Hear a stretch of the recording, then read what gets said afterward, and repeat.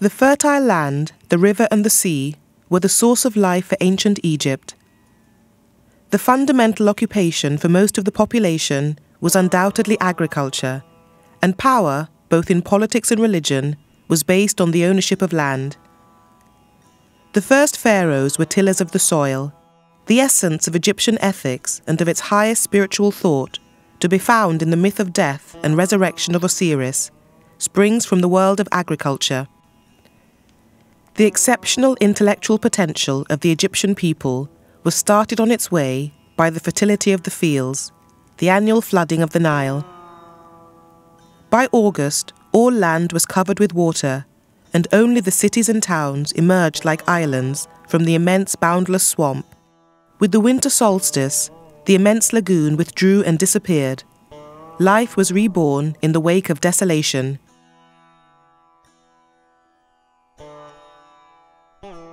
In ancient Egyptian society, as well as today, farming was very important. The farmer had to provide food for tradesmen, leaders and slaves. He worked very hard along the fertile Nile River valley.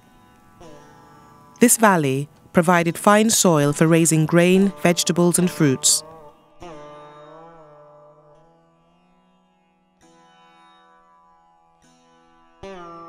The Nile is Egypt. Without its replenishment and nourishment, the great ancient civilizations would never have sprung forth. The river stakes its claim forcefully, a sea of blue cutting between lush fecund emerald green and desiccated brown desert. To cruise upon it is to be in one of the most beautiful places on earth.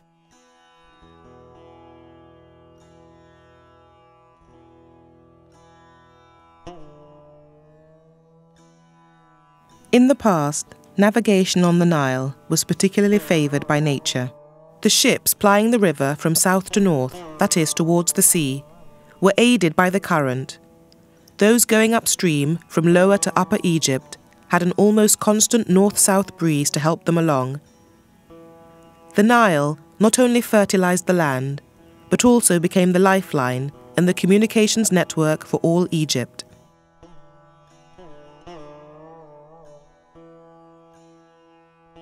Egyptians pioneered the development of river craft, and there were many different types built for various uses. Agricultural produce, troops, cattle, stone and funeral processions were all carried on the Nile and its canals. These boats were made of bundles of bound papyrus reeds.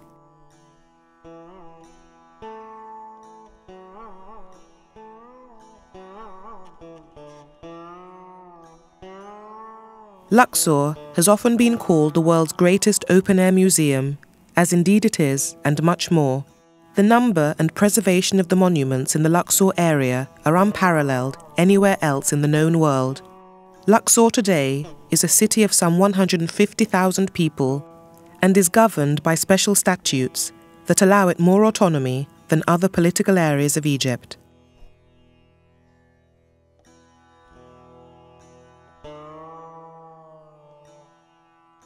Thebes, the city of the god Ammon, was the capital of Egypt during the period of the Middle and New Kingdoms. With the temples and palaces at Karnak and Luxor, and the necropolises of the Valley of the Kings and the Valley of the Queens, Thebes is a striking testimony to Egyptian civilization at its height. The Temple of Luxor has since its inception always been a sacred site. After Egypt's pagan period, a Christian church and monastery was located here, and after that, the 13th century mosque of Abu el-Haggag was built and continues to be used today. The name Luxor represents both the present-day metropolis that was ancient Thebes and the temple on the eastern bank which adjoins the town. Luxor derives from the Arabic al-Uqsor, meaning fortifications. That name was adapted from the Latin castrum, which referred to the Roman fort built around the temple in the late 3rd century AD. Thebes contains the finest relics of the history, art and religion of ancient Egypt, of which it was the capital in its period of greatest splendor. Hundreds of sovereigns, from pharaohs to Roman emperors, glorified the city with architecture, obelisks and sculpture.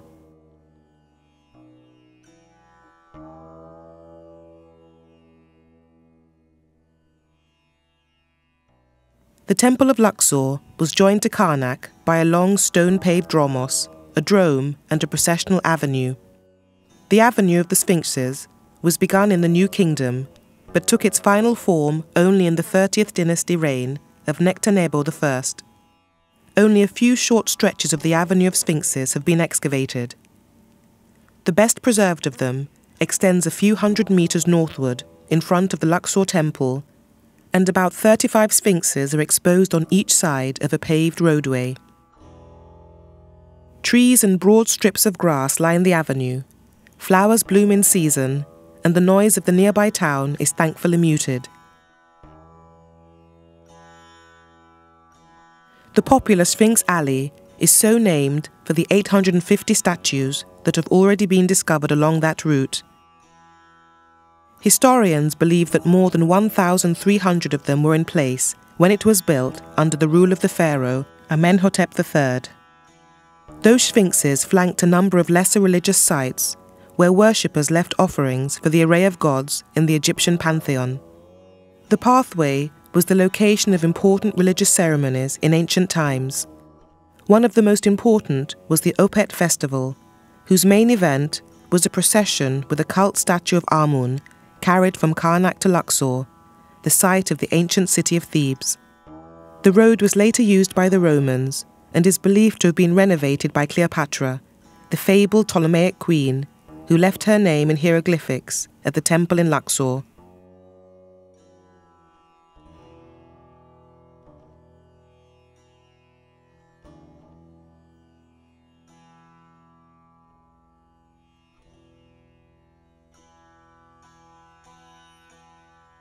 Surrounding the Luxor temple during ancient times was an extensive complex of buildings, including small chapels, statues and obelisks.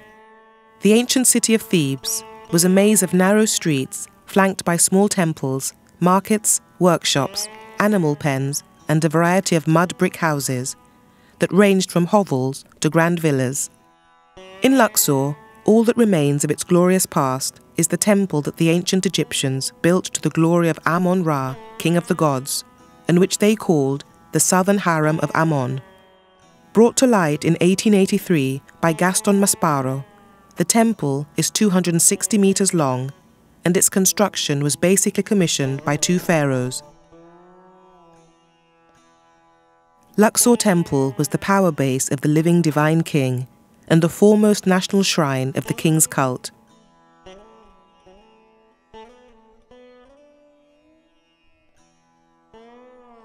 Two red granite obelisks originally stood in front of the first pylon at the rear of the forecourt, but only one, more than 25 meters high, now remains.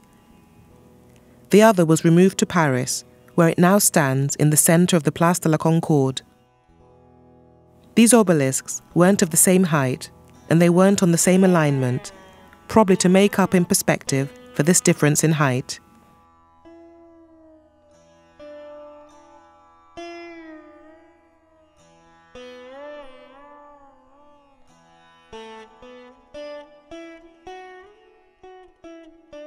Six colossal statues of Ramses II, two of them seated, flanked the entrance, though today only the two seated ones have survived. The one to the east was known as ruler of the two lands.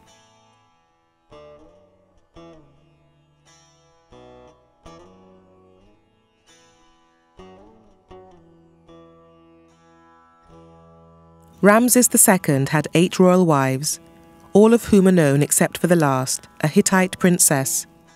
The pylon gateway leads into a peristyle courtyard, also built by Ramses II. This area and the pylon were built at an oblique angle to the rest of the temple, presumably to accommodate the 3 pre-existing bark shrines located in the northwest corner.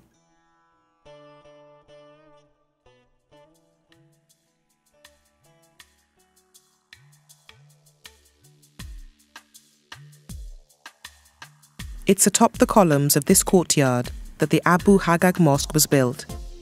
This peristyle court, with a double row of 74 papyrus bud columns with cylindrical shafts around its 4 sides, supporting a narrow roof around its perimeter, measures 57 meters deep by 51 meters wide. The court is not square, but rather in the form of a parallelogram.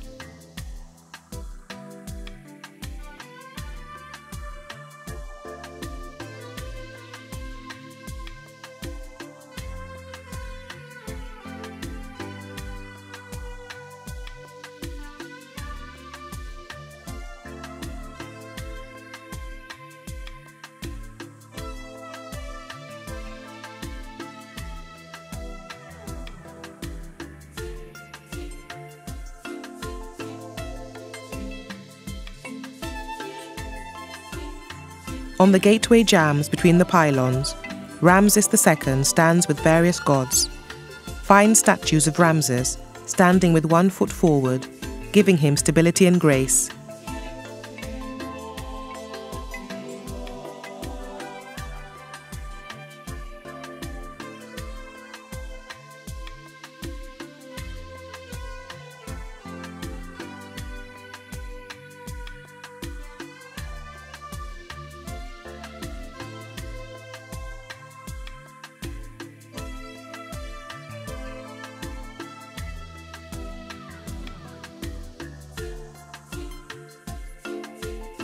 This part of the temple is linked to the older part through the second pylon, which is flanked by colossal statues of Ramses seated. A grand statue of Ramses II and Queen Nefertari, one of several originally carved for Amenhotep III and usurped by Ramses II, is situated in the southeast or left rear corner of the court.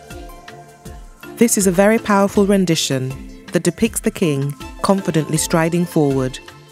Here, he's the ideal, muscled and permanently youthful leader. Finely carved, seated statues of the king also flank the door into the next section of the temple. After the peristyle courtyard comes the processional colonnade, built by Amenhotep III, a 100-meter corridor lined by papyrus capital columns. The colonnade in the Luxor temple, built by Amenhotep III of the New Kingdom's 18th dynasty, to be the grand entrance to the Temple of Amen of the Opet, is one of the most impressive elements in any Egyptian monument. In fact, this 100-meter-long colonnade is a part of the oldest segment of this temple.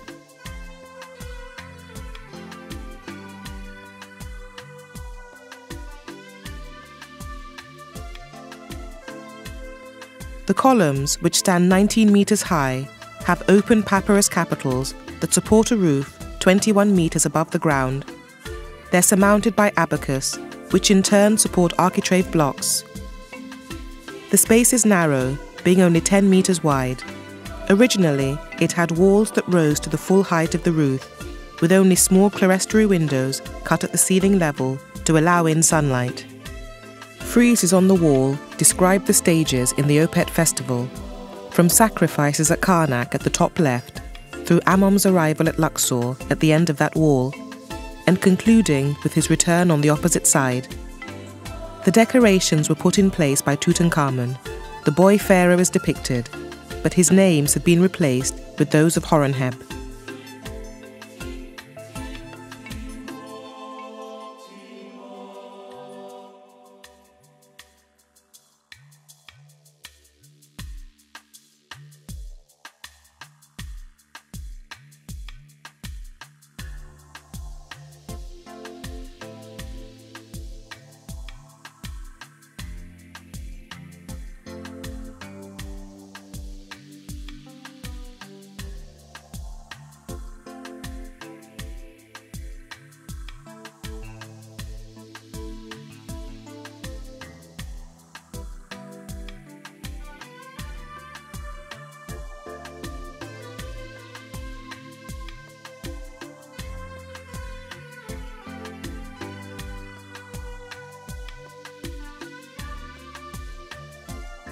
Beyond the colonnade is another peristyle courtyard, the Great Sun Court of Amenhotep III, which also dates back to Amenhotep's original construction.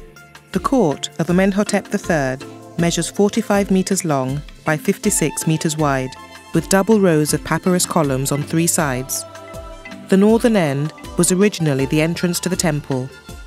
The best preserved columns are on the eastern side, where some traces of original colour can be seen.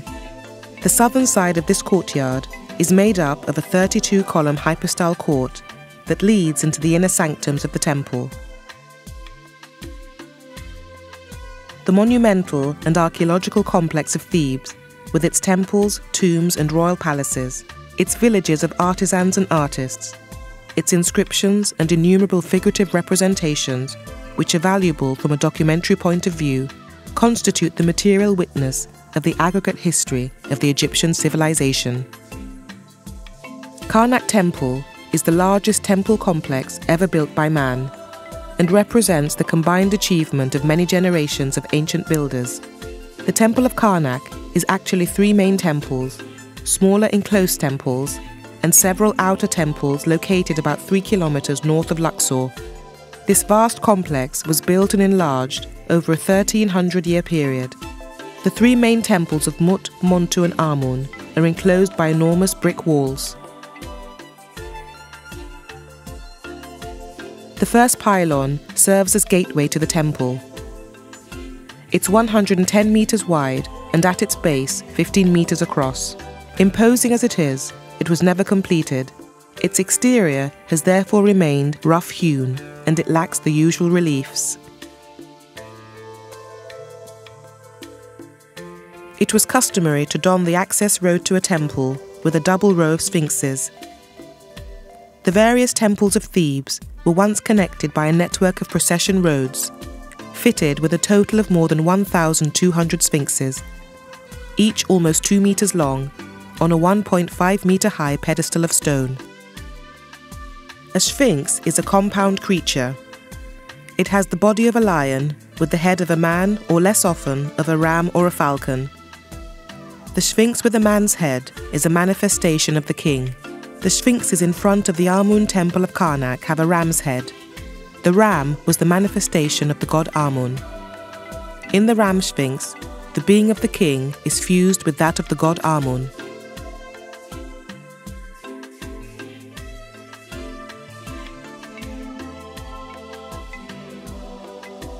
The word Karnak comes from an Arab expression meaning fortified village.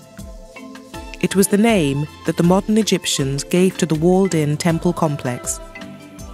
In antiquity, the city to which this temple belonged was called Waset, or just Newt, meaning the city. It has, however, become better known under the name that was given to it by the Greeks, Thebes. Behind the first pylon lies a large open court which is 100 meters wide and 80 meters deep. On both sides, it has a gallery, originally roofed with a single line of columns. In ancient Egypt, the power of the god Amun of Thebes gradually increased during the early New Kingdom, and after the short persecution led by Akhenaten, it rose to its apex. In the reign of Ramses III, more than 2/3 of the property owned by the temples belonged to Amun, evidenced by the stupendous buildings at Karnak.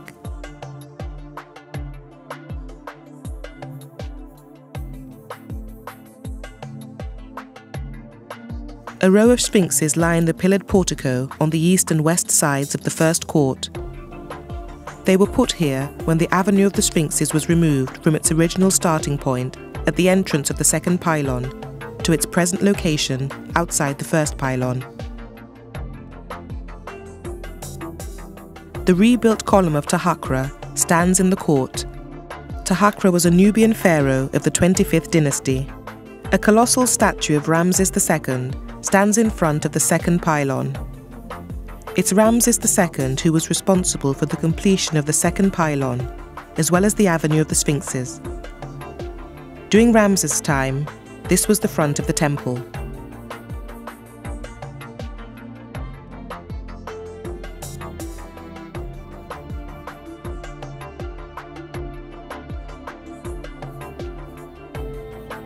At the feet of the Ramses II statue is one of his daughters.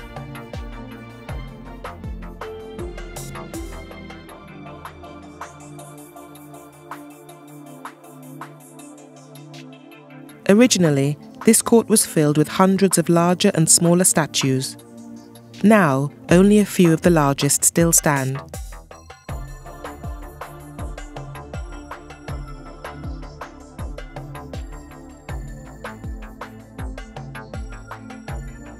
The second pylon opens into the Great Hypostyle Hall, which is one of the most impressive areas in the whole of the Karnak complex. The Great Hypostyle, a Greek word meaning supported by columns, has been rightfully likened to a forest of stone.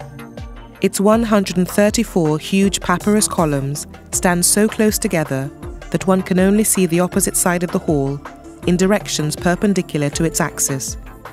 Originally, these columns carried a roof of heavy stone slabs with small clerestory windows. While the roof is gone, some of the windows remain. This hall was begun by Amenhotep III, though not until Seti I were the decorations initiated. They were completed by his son, the great Ramses II. The latter's work can be differentiated from the earlier decorations by their more hurried and less subtle sunk reliefs.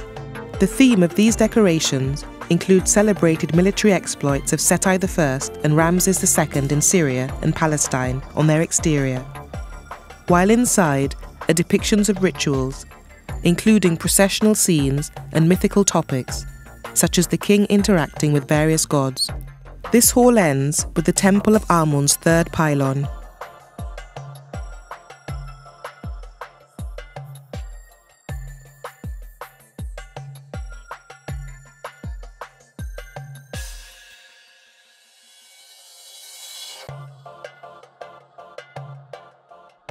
The small area between the third pylon and the fourth pylon, which was, during the time of Thutmosis I, the front of the temple, is sometimes referred to as the obelisk court or the court of Amenhotep III. Of the 6 obelisks, only one from Thutmosis I still stands today. There were several dozens of obelisks in and around this temple, but today only 2 still occupy their original position. Over the centuries, the others have been carried off and now embellish the squares of world cities. During the course of the Great Feast of Opet and the Feast of the Valley at Thebes, which occurred each year, the sacred barks of Amun, Mut and Khonsu were led in a procession to the Temple of Luxor, Opet of the south, and the funerary temples of the West Bank. Their boats departed from Karnak and were towed by other boats that were propelled by oarsmen.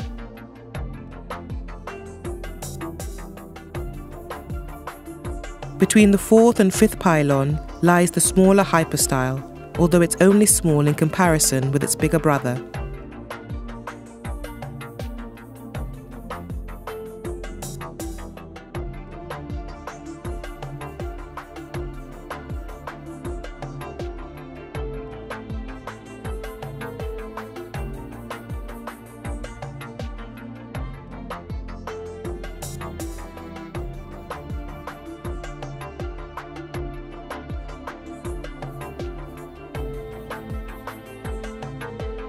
The walls were fitted with heavy buttresses on the inside. In the niches thus created stood colossal statues. The buttresses, together with sturdy columns, carried a stone roof.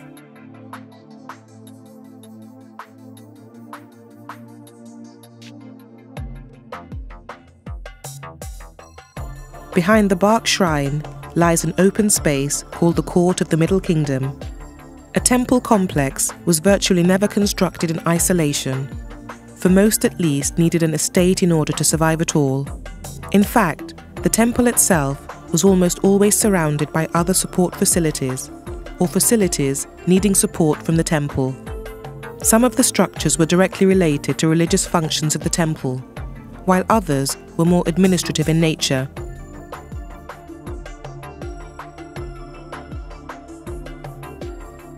On the 7th pylon, a fine relief has survived virtually intact.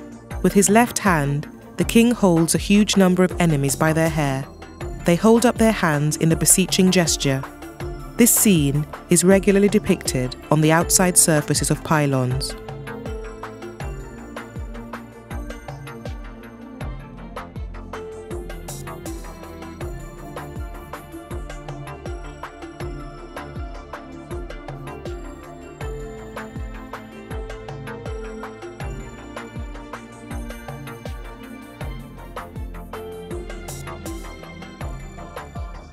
The key difference between Karnak and most of the other temples and sites in Egypt is the length of time over which it was developed and used. Approximately 30 pharaohs contributed to the buildings, enabling it to reach a size, complexity and diversity not seen elsewhere. Few of the individual features of Karnak are unique, but the sheer size and number of features makes it one of the most impressive temple complexes in Egypt.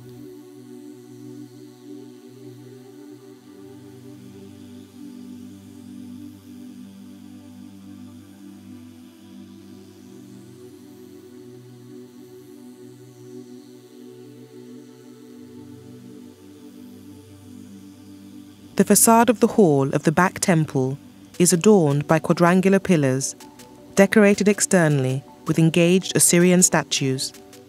The Amun complex was surrounded by a mud brick enclosure wall with reliefs. One can always find one's bearings in an Egyptian temple, using the reliefs as signposts.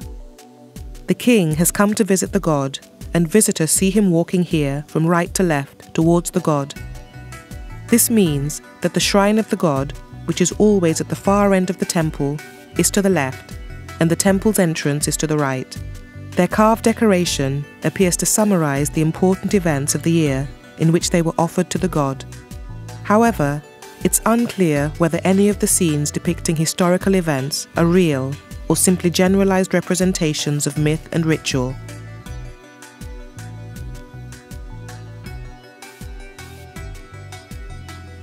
Every Egyptian temple had a sacred lake. Alongside its borders were shrubs, trees and flowers.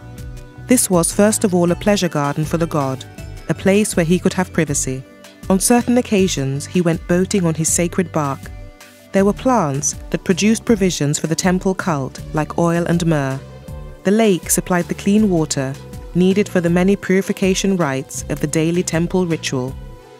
Karnak Temple is a vast temple complex in Luxor, dedicated primarily to Amun and dating from as early as 2000 BC. It's an impressive sight and second only to the Great Pyramids in popularity.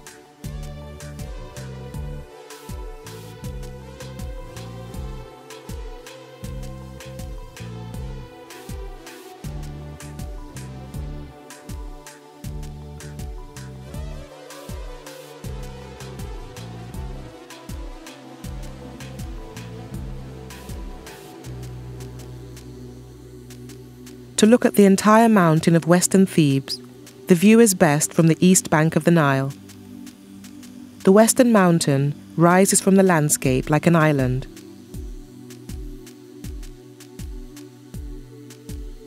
In modern Egypt, a cruise on the Nile or a bus ride through the countryside along this great river of life can be very enlightening.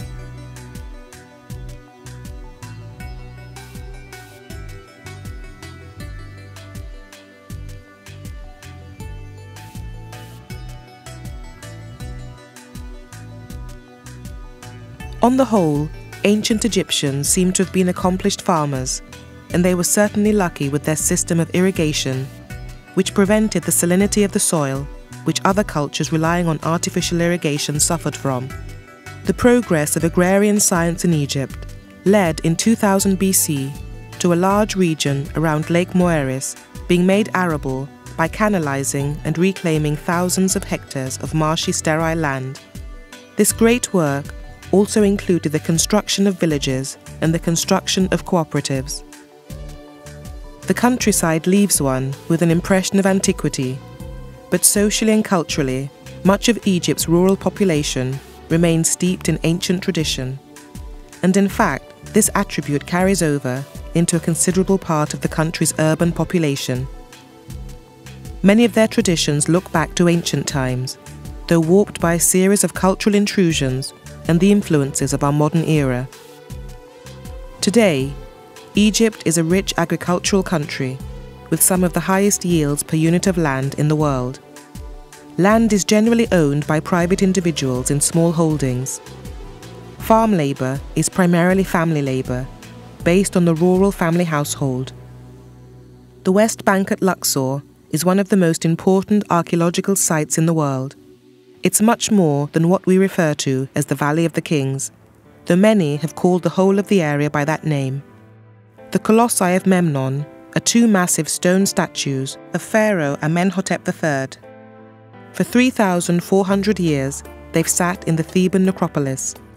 The original function of the colossi was to stand guard at the entrance to Amenhotep's memorial temple, a massive cult center built during the pharaoh's lifetime, where he was worshipped as a god on earth, both before and after his departure from this world. With the exception of the colossi, very little remains today of Amenhotep's temple. In its day, this temple complex was the largest and most opulent in Egypt, covering a total of 35 hectares. Even later rivals, such as Ramses II's Ramesseum or Ramses III's Medinet Habu, were unable to match it in area. Even the temple of Karnak, as it stood in Amenhotep's time, was smaller. Memnon was a hero of the Trojan War, a king of Ethiopia, who led his armies from Africa into Asia Minor to help defend the beleaguered city, but was ultimately slain by Achilles. Whether associating the colossi with his name was just whimsy or wishful thinking on the part of the Greeks, they generally refer to the entire Theban necropolis as the Memnonium, and the name has remained in common use for the past 2,000 years.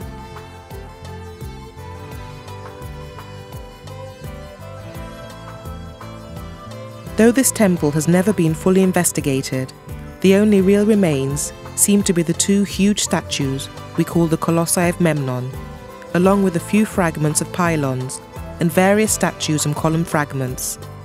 Due to an earthquake in 27 BC, these statues became known for a bell-like tone that usually occurred in the morning due to rising temperatures and humidity.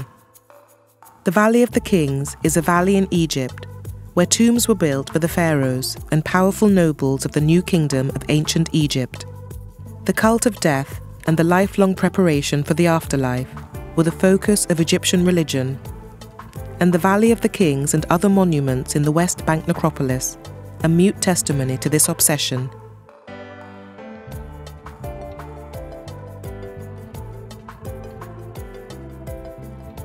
The Valley of the Kings was created and used from approximately 1539 BC to 1075 BC. It contains some 60 tombs, starting with Thutmose I and ending with Ramses X or Ramses XI. If one looks at just the Valley of the Kings, one only sees tombs, but the tombs were an integral part of larger mortuary complexes.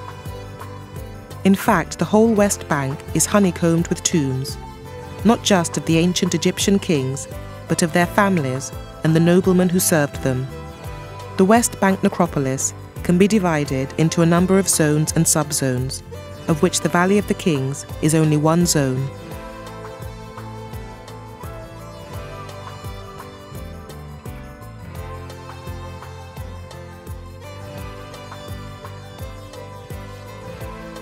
The mortuary temple of Hatshepsut is the focal point of the Deir el-Bahari complex of mortuary temples and tombs, located on the west bank of the Nile. Hatshepsut was a rare female pharaoh. She is generally regarded by modern Egyptologists as one of the most successful pharaohs, ruling longer than any female ruler of an indigenous dynasty. A 100-foot causeway leads to the temple, which consists of 3 terraced courtyards covered in sculptural reliefs.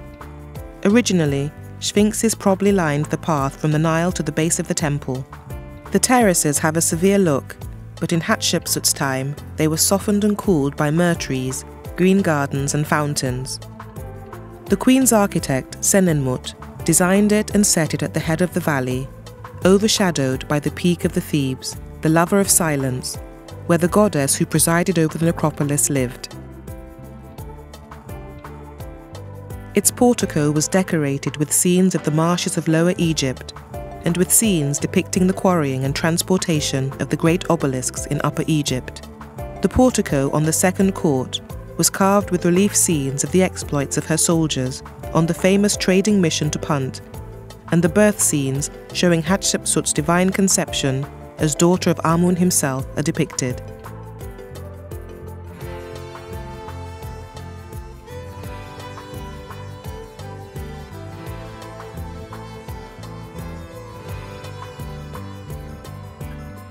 Situated directly against the rock face of Deir el-Bahari's Great Rock Bay, the temple not only echoed the lines of the surrounding cliffs in its design, but it seems a natural extension of the rock faces.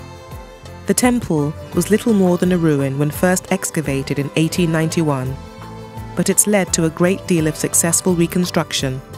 All the columns were linked by ascending ramps and bounded by dressed limestone walls. A wide ramp runs from the centre of the second courtyard to the third. A statue of Horus as a falcon stands at each side of the entrance to the ramp.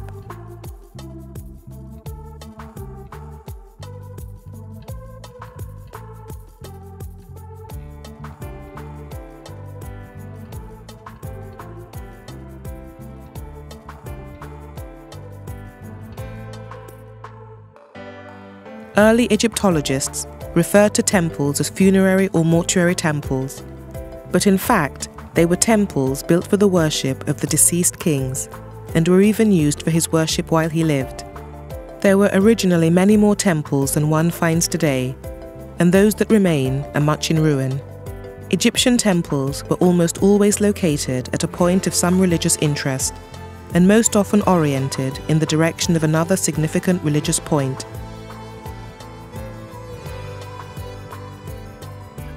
The site of Deir el-Bahari was traditionally connected with the goddess Hathor, chief deity of the Theban necropolis, and long sacred to the goddess.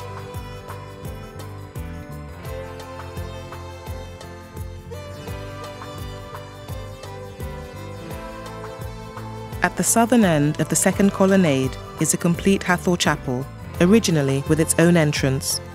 The chapel contains a vestibule with the characteristic Hathor-headed pillars, a 12-columned hypostyle hall, and inner rooms, also decorated with various scenes of Hatshepsut and Hathor. At the northern end of the same colonnade is a somewhat smaller chapel of Anubis, again with a 12-columned hall and inner rooms.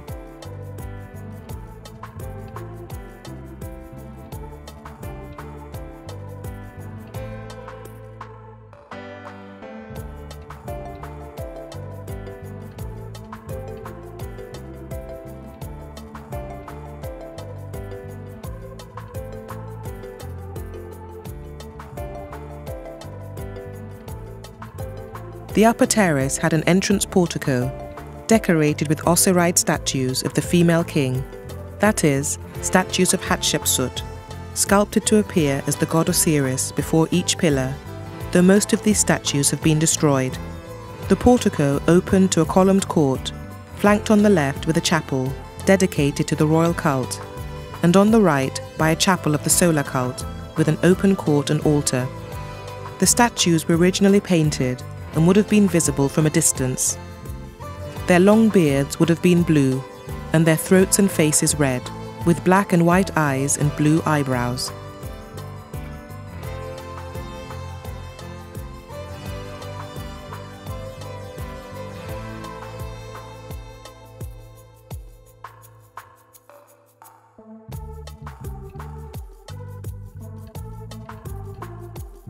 Hatshepsut is one of the more mysterious figures of ancient Egyptian history.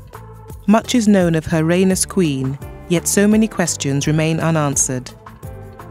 Hatshepsut has left a legacy of architectural and statuary elegance. Her temple, built in an area of Thebes at modern Deir el-Bahari, stands as a beautiful monument to her reign. The history of Egypt covers some 5,000 years and encompasses the origin of civilization, the rise of the Greeks and Romans, the establishment of the Jewish, Christian, and Islamic religions, the colonial era when first France and then the English ruled the country, and finally a return to independence. Egypt has played an important role through all of these eras, and today one can find monuments that give evidence of Egypt's role in most of the world's historic events. In 1979, the ruins of ancient Thebes were inscribed by UNESCO as a World Cultural Heritage Site.